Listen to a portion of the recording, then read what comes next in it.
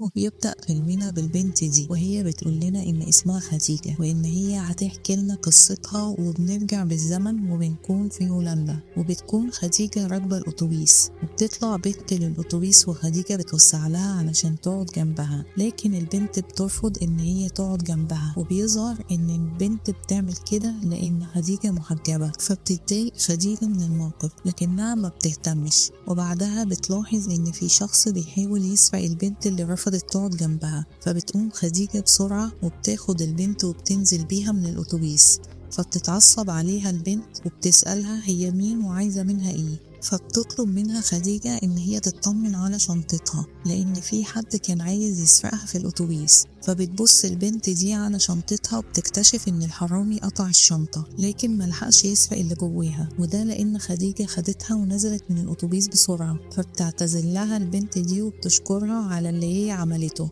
وبتعرف نفسها لخديجة وبتقول لها إن اسمها كاميليا وإن هي من أندونيسيا وبتدرس في الجامعة. فبتعرفها خديجة بنفسها وبتقول لها إن هي من هولندا وإن هي دلوقتي رايحة شغلها للمكتبة، وبيتمشوا سوا وبتستغرب كاميليا إن خديجة بتتكلم اللغة الإندونيسية، فبتقول لها خديجة إن هي بتدرس الأدب الإندونيسي. وبعدها بيسيبوا بعض وكل واحدة منهم في طريقها، وبيكون في صحفي اسمه نيكولاس بيصور بعض المناظر الطبيعية، وبتلفت نظره خديجة وهي ماشية وسط الناس بالحجاب، فبيصورها من غير ما هي تاخد بالها. وبعدها بيرجع نيكولاس على شغله وبيعرض كل الصور اللي هو صورها على المدير بتاعه، وبمجرد ما المدير بيشوف صورة خديجة بيعجب بيها جدا، وده لأن هي صورة مختلفة وجديدة. ده غير ان زاوية التصوير عملت مع ضوء الشمس هالة من الضوء حوالين خديجة. وبيقول لنيكولاس ان الصورة دي هتبقى صورة المقال للمجلة،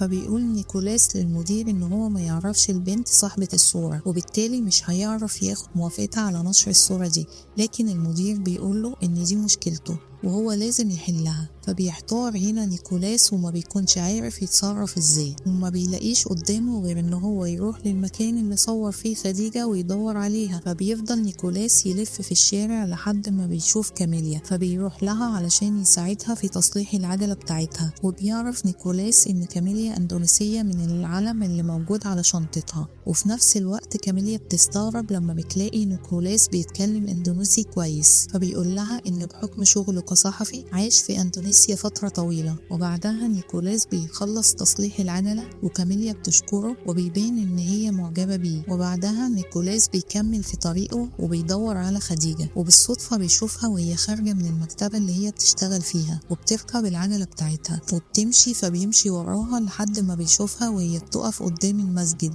وبتقابل مجموعة من أصحابها وبيظهر إن خديجة هتدخل المسجد علشان تصلي، فبيستناها لحد ما بتخلص وبيروح لها وبيعرفها بنفسه وبيقول لها إن هو صورها بالصدفة وهي ماشية في الشارع، وبيوريها الصورة وبيستأذنها إن هو ينشر الصورة في المقال الأسبوعي الخاص بالمجلة، لكن خديجة بترفض إن هو ينشر صورتها وبتسيبه وبتمشي. فبيرجع نيكولاس على شغله وهو محبط، وبيقابل جوكو زميله في الشغل وبيحكي له اللي حصل، فبيقول له جوكو إن هما لازم ياخدوا موافقة خديجة على نشر الصورة بأي طريقة وإلا هيترفضوا من شغلهم. وبالليل بيكون نيكولاس في بيته وبيمسك الكاميرا بتاعته وبيفضل يتفرج على صورة خديجة، وبيظهر إن هو معجب بيها. وتاني يوم نيكولاس بيروح المكتبة اللي فيها خديجة، وبمجرد إن خديجة بتشوفه بتفهم إن هو جاي علشان يتكلم معاها في الموضوع بتاع الصورة، فبتقوله إن هي لسه عند رأيها وبترفض إن ينشر الصورة بتاعتها. فبيفهمها نيكولاس إن هو بعد ما ينشر صورتها دي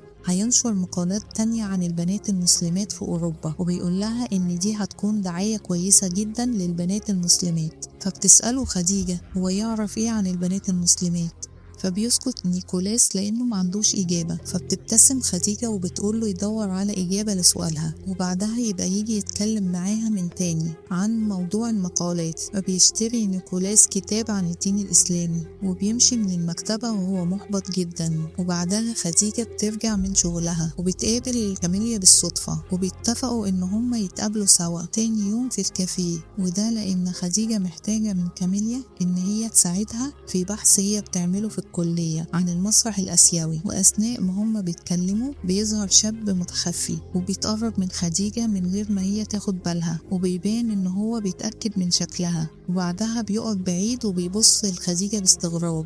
وتاني يوم كاميليا وخديجة بيتقابلوا في الكافيه، وبتقول كاميليا لخديجة إن هي اتكلمت مع صديق ليها وده علشان يساعدها في بحث خديجة. وبعد شوية وقت بيجي صديق كاميليا واللي بيكون هو جوكو زميل نيكولاس في الشغل، وبنعرف إن جوكو استغل الفرصة وجاب معاه نيكولاس. وبمجرد ما كاميليا بتشوف نيكولاس فكروا ان هما اتقابلوا قبل كده لما ساعدها في تصليح العجلة بتاعتها، فبيفتكرها نيكولاس وبيرحب بيها، وبيمد جوكو ايده لخديجة علشان يسلم عليها، لكنها بترحب بيه بكل أدب وبتعتذرله لأن هي مش هتقدر تسلم عليه. فبيعجب جوكو بأخلاق خديجة وبيفهم إن هي بتحافظ على تعليم الدين الإسلامي. وبنعرف هنا إن جوكو وكاميليا مسلمين لكن مش ملتزمين دينيا زي خديجة. وبعدها بيتكلم جوكو ونيكولاس مع خديجة وبيحاولوا إن هم يقنعوها بنشر صورتها في المجلة، لكن خديجة بتعتذر لهم وبتقول لهم إن هي مش هتغير رأيها. فبيقول لها نيكولاس إن هو هيحترم قرارها ومش هيتكلم معاها تاني في موضوع الصورة. وبعدها خديجة بتقوله إن هي محتاجة تعمل معرض صور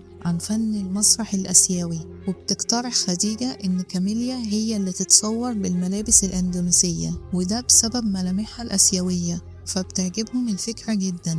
وبيقول لهم جوكو إن نيكولاس هو اللي هيصور كاميليا. وتاني يوم بيتجمعوا كلهم ونيكولاس بيصور في أماكن كتير، وبعد ما بيخلصوا خديجة بتشكر كاميليا علشان ساعدتها وبتقول لها إن هي مبسوطة بإن هي هتكون صديقتها. فبتقول لها كاميليا إن هي مبسوطة إن هي ساعدتها لأن ده خلاها تتقرب من نيكولاس. وبتحكي كاميليا لخديجة إن هي بتحب نيكولاس ونفسها ترتبط بيه، لكنها مش عارفة إذا كان بيحبها زي ما هي بتحبه ولا لأ. وفي نفس الوقت ده جوكو بيطلب من نيكولاس إن هو يستغل الفرصة ويتكلم مع خديجة في موضوع الصورة، لكن نيكولاس بيقوله إن الموضوع ده انتهى خلاص بالنسبة له. وبعدها بترجع كاميليا للبيت وبتلاقي أمها بعتت لها حجاب ومعاه رسالة مكتوب فيها إن هي لازم تواظب على الصلاة، لكن كاميليا بتتجاهل رسالة أمها وبيظهر إن هي مش مهتمة بالصلاة. وبعدها كاميليا بتقابل نيكولاس علشان تراجع معاه الصور اللي هيختاروها للمعرض بتاع خديجة. وأثناء ما هما بيتكلموا نيكولاس بيسأل كاميليا عن خديجة، فبتقول له كاميليا إن هي متعرفش عنها حاجات كتير، وده لأن هي لسه متعرفة عليها من فترة قريبة. وبتسأله هو ليه مهتم بخديجة وبيسأل عنها، فبيقول وهو مستغرب إن هي وخديجة من نفس الديانة، ولكن خديجة ملتزمة زي باقي البنات المسلمين وكاميليا متحررة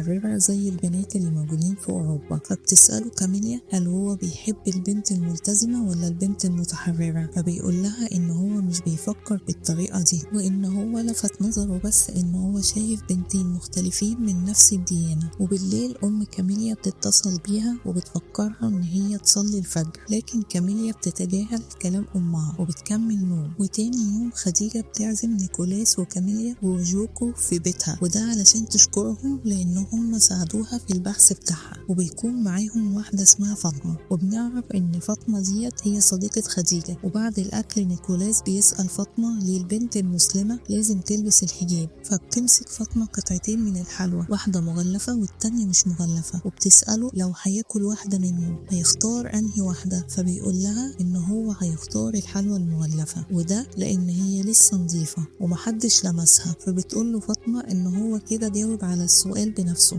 وبتعرفه ان الاسلام بيحط المرأة في مكان عالي جدا، وبتقوله ان المرأة في الاسلام زي الملكة ومش مسموح لاي حد ان هو يشوفها او يلمسها. وبتقوله ان الحجاب بيخلي المرأة اكثر عفة. فبتحرج هنا كاميليا لان هي مسلمة ومش لابسة حجاب، فبتوجه فاطمة كلامها لكاميليا وبتقول لها ان هي ان شاء الله هترتدي الحجاب في اقرب وقت. وبعدها بيرجع نيكولاس البيت وبيفضل يقرأ في كتاب عن الدين الاسلامي لحد ما بينام. نايم. وتاني يوم خديجة بتكون خارجة من شغلها، وفجأة بيظهر الشاب اللي كان بيراقبها قبل كده، وبنعرف ان اسمه نيليز، وان ده كان حبيب خديجة زمان قبل ما تعتنق الاسلام. وبيسألها هي ليه عملت كده في نفسها، وبيقول لها ان شكلها بقى وحش جدا بالحجاب، لكن خديجة ما بتردش عليه وبتسيبه وبتمشي. فبيمشي وراها وبيتخانق معاها وبيقلعها الحجاب غصب عنها. وفجأة بيظهر نيكولاس وبيضربه وبياخد منه الحجاب وبيرجعه لخديجة. فبيتعصب نيليز وبيقول لنيكولاس ان البنت دي كانت عايشة معاه زمان في نفس الشقة، وان هو عنده فيديوهات ليهم مع بعض. لكن لان نيكولاس ما بيهتمش بكلامه وبياخد خديجة وبيمشي وبيوصلها لبيتها. وبمجرد ما خديجة ما بتدخل البيت بتتأثر جدا بالموقف ده وبتعيط. ونيكولاس وهو كمان بيرجع بيته وبيفضل يفكر في الكلام اللي قاله نيليز عن خديجة. وفجأة بتجيله رسالة من خديجة بتقوله فيها ان هي موافقة على نشر صورتها في المجلة، وبتطلب منه ان هو يقابلها تاني يوم علشان يتفقوا على التفاصيل. وتاني يوم نيكولاس بيقابل خديجة وبيتفاجئ ان هي تطلب منه يصورها فيديو، وده لانها عايزة تحكي قصتها والناس كلها تعرف الحقيقة. فبيبدأ نيكولاس يصورها وتحكي خديجة ان هي زمان كان اسمها مريان، وان هي اتربت في اسرة مش مسلمة لكن ملتزمة جدا، لكن هي عاشت حياتها بكل حرية وعملت حاجات كتير غلط لحد ما اكتشفت ان حبيبها اللي هي كانت عايشة معاه بيخونها مع بنت تانية. فاتخانقت معاه وقررت تنفصل عنه، لكنه رفض ينفصل عنها وقال لها ان هو عنده ليها فيديوهات وهم مع بعض، وان هي لو انفصلت عنه هينشر الفيديوهات دي وهيفضحها. لكنها هي وقتها ما صدقتش كلامه وافتكرت ان ده مجرد تهديد. لكنها لما انفصلت عنه اتفاجئت ان هو نشر الفيديوهات دي بجد. فوقتها ابوها طردها من البيت وهي حست بالعار وفقدت الامل في الحياة، وقررت ان هي تنتحر. لكن فاطمة شافتها بالصدفة وهي رايحة تصلي الفجر فلحقتها وانقذتها من الموت. ووقتها فاطمة خدتها على بيتها وقالت لها ان ربنا اداها فرصة تانية علشان تعيش. وقالت لها فاطمة ان ربنا بيظهر حبه للبشر بان هو بيقبل منهم التوبة مهما كانت ذنوبهم. وحكت لها فاطمة عن الدين الاسلامي واقتنعت خديجة وقتها، وفضلت تقرأ عن الدين الاسلامي واقتنعت بيه واعتنقت الاسلام ولبست الحجاب. ومن وقتها وعاشت خديجة مع فاطمة في بيتها، وانضمت لمجموعات البنات المسلمات في هولندا واستقبلوها بكل حب وترحاب شديد جدا. وبتحكي خديجة ان هي وقتها حست بأمل جديد في الحياة، وان اعتناق الاسلام كان افضل قرار لها في حياتها. وبعد ما خديجة بتخلص كلامها بتقول لنيكولاس ان هي مش هتلومه ولو قرر يبعد عنها. فبيقول لها نيكولاس ان هو فخور جدا ان هو اتعرف عليها، وبتطلب منه خديجة ان هو يطلع عقود المجلة وبتوقع عليها، وبتديله دفتر مذكراتها وبتقوله ان ده ممكن يساعده في المقال اللي هو هيكتبه، وبتسيبه وبتمشي. وبعدها بيكون نيكولاس في طريقه لبيته وبيطلع عليه نيليز اللي هو كان صديق خديجة، وبيكون معاه واحد صاحبه وبيهجموا على نيكولاس وبيضربوه جامد. وبعدها نيكولاس بيرجع شقته وهو في حالة وحشة جدا، وهناك بيتفاجئ جوكو من اللي حصل لنيكولاس. فبيقول له نيكولاس ان هو اتعرض للضرب وبيطلب منه ما يقولش لحد وخصوصا لخديجة. لكن تاني يوم بيتفاجئ نيكولاس خديجة جاية تزوره، وبيعرف منها ان جوكو هو اللي حكالها، وكمان بتكون جايباله اكل عاملاه بايديها. فبيشكرها نيكولاس وبيحاول يقف علشان يودعها لكنه بيفقد توازنه، وبتمسكه خديجة وبتساعده ان هو يقف على رجليه. وبتيجي كاميليا مع جوكو وبتكون جاية تزور نيكولاس، وبتشوف خديجة وهي مع نيكولاس وبتضايق جدا وبتمشي وبتسيب المكان. وبترجع كاميليا شقتها وبتكتشف ان زميلتها في الشقة بتجهز شنطتها. وبعدها ام كاميليا بتتصل بيها وبتبقى عايزة تطمن عليها، لكن كاميليا بتكون متضايقة وبتتكلم مع امها بطريقة مش كويسة وبتقول لها ان هي مشغولة وبتنهي المكالمة. وبالليل ام كاميليا بتتصل بيها علشان تفكرها بصلاة الفجر، لكن كاميليا ما بتردش عليها وبتكمل نوم. وتاني يوم خديجة بتزور كاميليا في بيتها وبتلاحظ ان هي متضايقة، فبتسألها اذا كان عندها مشكلة. تتفاجئ خديجة ان كاميليا بتسألها اذا كانت هي بتحب نيكولاس ولا لأ.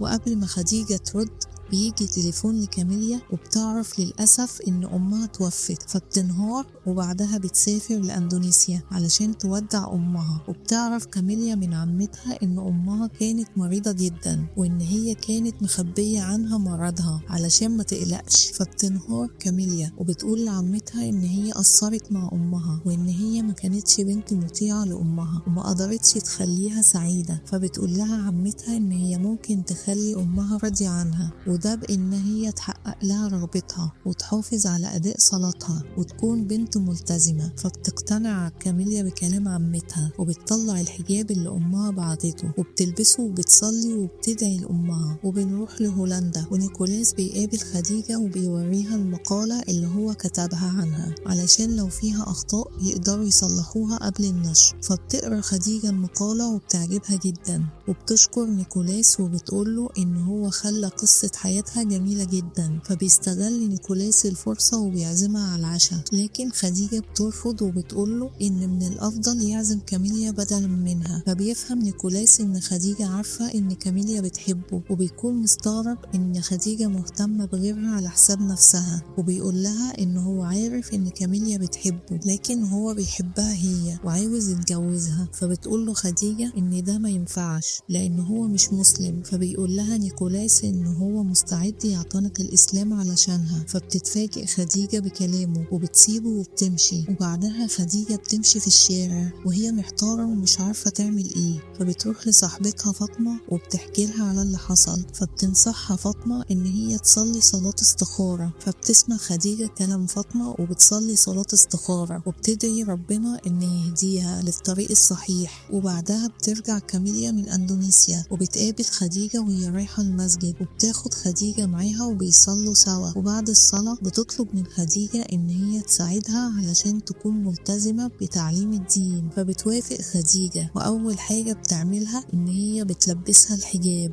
وبعدها بيخرجوا يتمشوا سوا وبتسألها كاميليا عن علاقتها بنيكولاس. فبتقول لها خديجة إن نيكولاس بالنسبة لها مجرد صديق مش أكتر. وفي اللحظة دي بتيجي رسالة من نيكولاس لخديجة وبيطلب منها إن هو يقابلها في المطعم. فبتبعت له خديجة رسالة وبتقوله إن هي موافقة تقابله. وبمجرد نيكولاس بيشوف الرسالة بيسأل جوكو إزاي يعتنق الإسلام. فبيفرح جوكو وبيحضنه لأنه هما هيبقوا إخوات في الإسلام. وتاني يوم نيكولاس بيروح للمطعم في ميعاده مع خديجة وبيكون معاه بوكيه ورد وبيديه للجرسونة وبيطلب منها تديه لحبيبته اللي هتيجي بعد شوية. وبيقول لها إن هي هتبقى بنت محجبة. وبعدها نيكولاس بيدخل الحمام وبمجرد ما بيخرج من الحمام بيشوفها من ظهرها معاها الورد. فبيقول لها إن هو مبسوط إن هي موجودة في المطعم لكنه بيتفاجئ إن دي تبقى كاميليا مش خديجة. فبينصدم نيكولاس وما بيكونش عارف يعمل إيه. وفي نفس الوقت بتبقى كاميليا مبسوطة جدا باللي حصل. وفي الوقت ده خديجة بتكون في طريقها للمطعم لكنها بتعمل حادثة وبتقع بالعجلة تتأخر عن ميعادها مع نيكولاس. ولما بتوصل للمطعم بتشوف كاميليا هي ومع نيكولاس. فبتفهم هنا خديجة إن ده الرد على صلاة الاستخارة وإن هي ونيكولاس مش هينفع يرتبطوا ببعض. وبعدها كاميليا بتروح لخديجة في البيت وبتقول لها إن هي كانت في المطعم وبالصدفة لقت نيكولاس مستنيها وجايب لها ورد. فبتقول لها خديجة إن مفيش حاجة اسمها صدفة وإن كل حاجة بتحصل لنا بتدبير من ربنا. وتاني يوم خديجة بتكون قاعدة لوحدها قدام النهر وبيشوفها نيكولاس وبيروح لها وبيسألها هي ليه ما جاتش حسب الميعاد وليه هي بعتت كاميليا بدلها. فبتقول خديجة إن هي ما بعتتش كاميليا للمطعم وإن اللي حصل كله من تدبير ربنا. فبيقول لها نيكولاس إن هو مستغربها جدا ومستغرب هي ليه بتعمل معاه كده. لكن خديجة بتقوله إن هم مجرد أصدقاء بس. وفي اللحظة دي كاميليا بتكون ماشية في الشارع وبتشوفهم وبعدها بتقابل خديجة وبتقول لها إن هي شافتها مع نيكولاس. فبتقول لها خديجة إن هي قابلته بالصدفة لكن كاميليا مش بتصدقها وبتتهمها إن هي كذابة ومنافقة وبتسيبها وبتمشي. فبتعيط خديجة وبتكون حزينة ساكنة لأن صاحبتها فهمتها غلط. وبعدها خديجة بتحضر درس لصاحبتها فاطمة في المسجد، وبتتكلم فاطمة مع الموجودين وبتقول لهم إن الإنسان المؤمن ما بيكونش حزين أبدا، وده لأن هو بيكون واثق إن ربنا هيساعده علشان يوصل للخير في حياته، وإن طول ما الإنسان بيقرب من ربنا دايما ربنا هيكون معاه في كل خطواته. وبعدها نيكولاس بيروح لخديجة المكتبة علشان يقابلها، لكن خديجة بتستخبى منه وبترفض تقابله، فبيتضايق نيكولاس وبيمشي لوحده في الشارع وبيكون حزين. وبيجي جوكو وبيقوله إن هو اتكلم مع الشيوخ في المسجد وإن هما مستنيين يقابلوه علشان يشرحوله ازاي هيدخل الإسلام. فبيقوله نيكولاس إن هو غير رأيه، فبيفهم جوكو إن نيكولاس كان عايز يعتنق الإسلام علشان خديجة بس، فبيقوله إن هو لو كان يعرف كده من الأول ما كانش هيساعده على دخول الإسلام،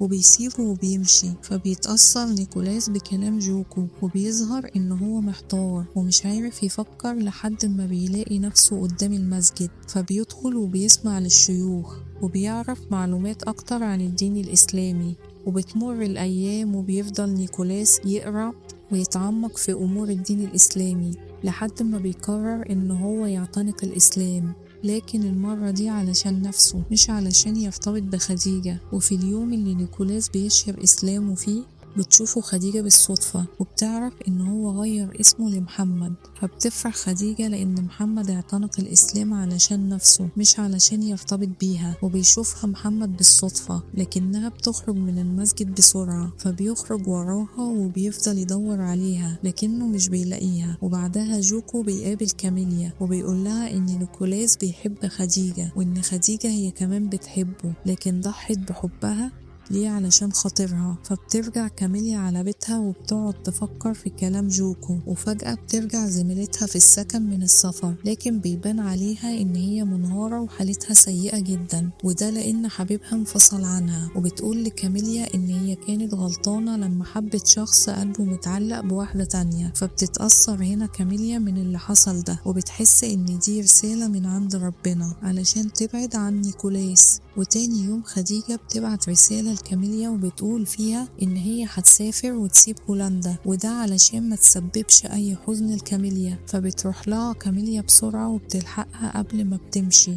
وبتقول كاميليا لخديجة إن هي مش هتكون سعيدة لو ارتبطت بنيكولاس، وده لأن هي عارفة إن هو بيحبها هي. وبتقول لها كاميليا إن مش عايزة تكون سبب في حزن اتنين بيحبوا بعض، لكن خديجة بتكون مصممة على اللي في دماغها وبتودع كاميليا وبتسيبها وبتمشي. فبتجري كاميليا بسرعة وبتروح لمحمد علشان يلحق خديجة ويمنعها من السفر، لكن محمد بيرفض وبيقول لها إن خديجة مش عايزة تشوفه، لكن جوكو بيقوله إن هو لازم يحارب علشان حبه وبينصحه إن هو يقابلها ويتكلم معاها لآخر مرة. فبيقتنع محمد بكلام جوكو وبيجري بسرعة وبيروح على محطة القطر، وهناك بيفضل يدور على خديجة لكنه مش بيلاقيها. فبيدخل غرفة التحكم اللي في المحطة وبينادي عليها في الميكروفون وبيقول لها إن هو متأكد من أول لحظة هو شافها فيها إن ربنا كاتب لهم إن هي تكون مراته. وبيدخل أفراد الأمن بسرعة وبيطردوه برا الغرفة، وبمجرد ما محمد بيخرج بيشوف القطر وهو بيمشي من المحطة، فبيخرج من المحطة وهو محبط وحزين. ولكن فجأة بيلاقي خديجة بتنده عليه إن هي بتحبه وإن هي حاولت تمنع نفسها عنه لكن للأسف ما نجحتش. وبعد فترة بتتنشر المقالة اللي كتبها محمد عن خديجة في المجلة، وبينتشر الفيديو اللي هو صوره لها في التلفزيون على كل القنوات، وبيحقق الفيديو والمقالة انتشار واسع جدا وبينالوا إعجاب عدد كبير من الناس، والكل بيتعاطف مع خديجة بعد ما بيقروا قصتها. وبتكون خديجة أيقونة ومصدر إلهام للبنات المسلمات في هولندا. وبعدها خديجة بتتجوز محمد وبترجع لأهلها وبتعتذر لهم عن أي غلطة هي عملتها قبل ما تدخل الإسلام، فبيسامحوها أهلها وبيرحبوا بيها هي ومحمد في عيلتهم. وبيخلص الفيلم على كده. فلو عجبك الملخص دوس لايك وصلي على النبي في كومنت واشترك مع بروب. نشوفكم في ملخص جديد. سلام.